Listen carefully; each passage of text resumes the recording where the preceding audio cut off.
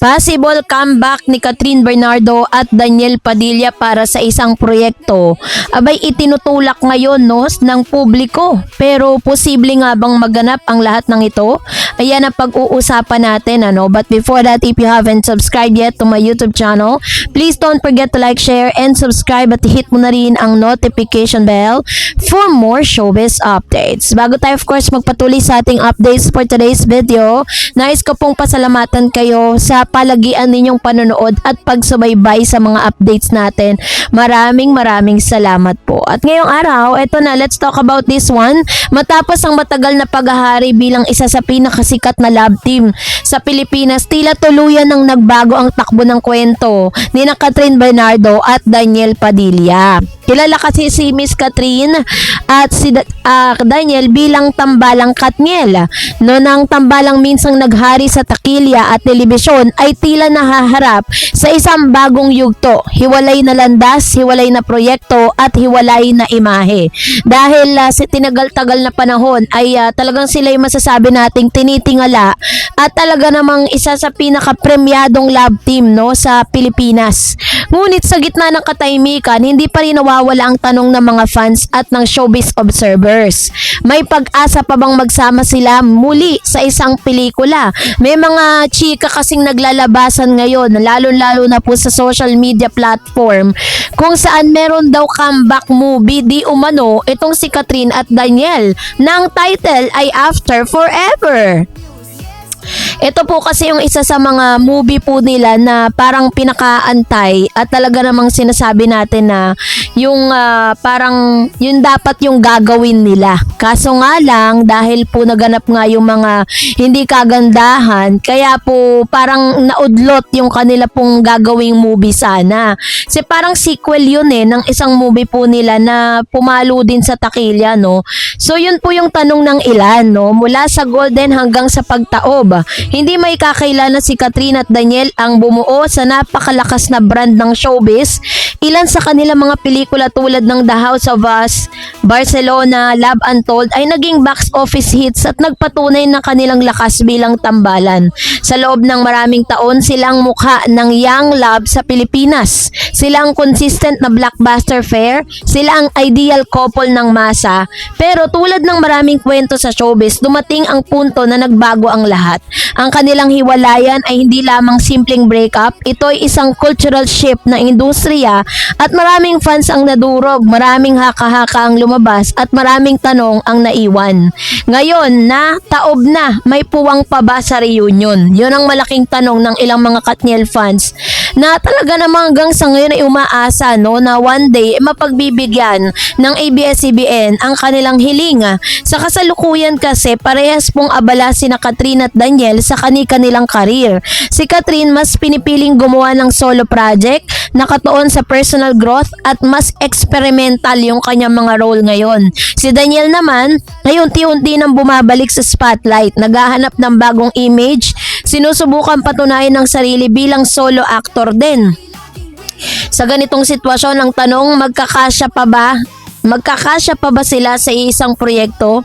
Meron po kasi mga posibleng dahilan kung bakit may possible comeback si Catherine at Daniel sa isang proyekto. Una, syempre, number one, business is business. Kahit ano man pinagdaanan nila, sabi nga, business as usual. Kahit ano pong krisis ang pinagdadaanan ng ating pong bansa ngayon, ang buhay ay magpapatuloy pa rin. Ganon din po sa buhay ng mga artista. Sa industriya ng pelikula, malaking factor ang kita at aminin man natin at hindi, siguradong kikita ang reunion movie ng Katniel. Kahit sabihin pag naghiwalay na sila, ang nostalgic at curiosity ng publiko ay sapat para magdala ng milyon-milyong manonood sa sinihan. Ay nako, Day, kapag talaga nangyari, panonoorin ko talaga yan.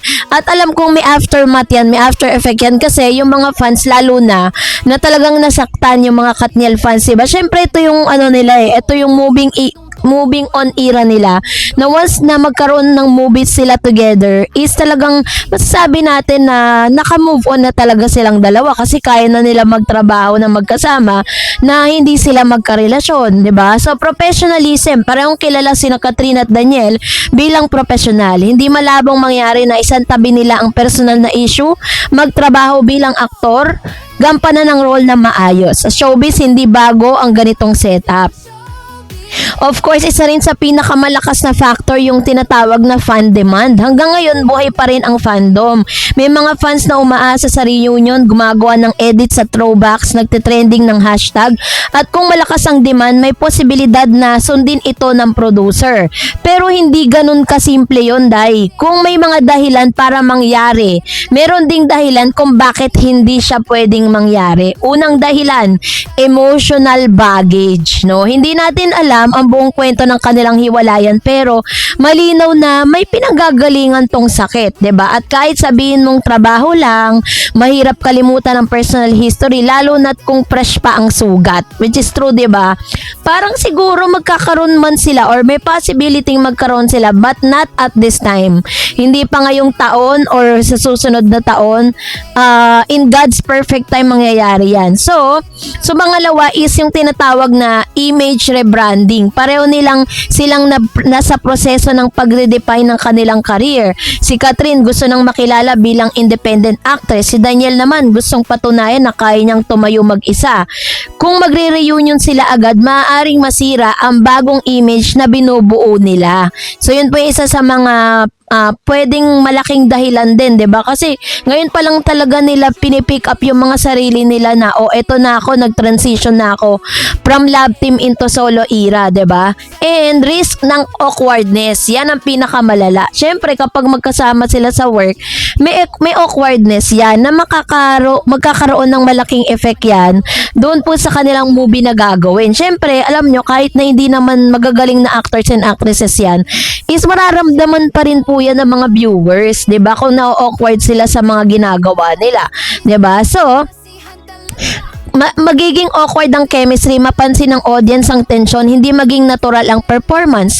Kung mangyari to, masisira ang legacy ng kanilang tambalan. So, chismis angle, may soft opening ba sa reunion? Sa showbiz, bihira ang biglaan.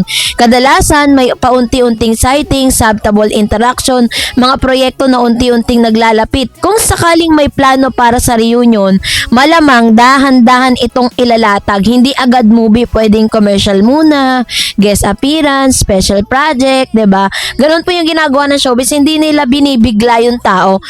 Pag po nabalitaan ninyo si Kathryn at si Mr. Daniel Padilla ay pumayag na magkasama sa isang endorsement, ay Day, 'di ba? This is the beginning na talaga nagpaplano na ang ABS-CBN to have that comeback movie. Yun po yung isa sa mga tandaan natin. Pag nakikita na sila at napapabalita na may sighting sila together, kasi yun yung parang introductory nila na talagang may comeback na nga magaganap. So, dapat ba silang magbalik? Ito ang mas mahirap na tanong. Hindi lang lahat ng successful na tambalan ay kailangan magbalik. Minsan, may mas magandang iwan ang magandang alaala at panatiliin ang legacy. Mag-move forward sa bagong chapter. Kung pipiliin ang reunion ng hindi pa handa, maaring masira pa ang dating magic.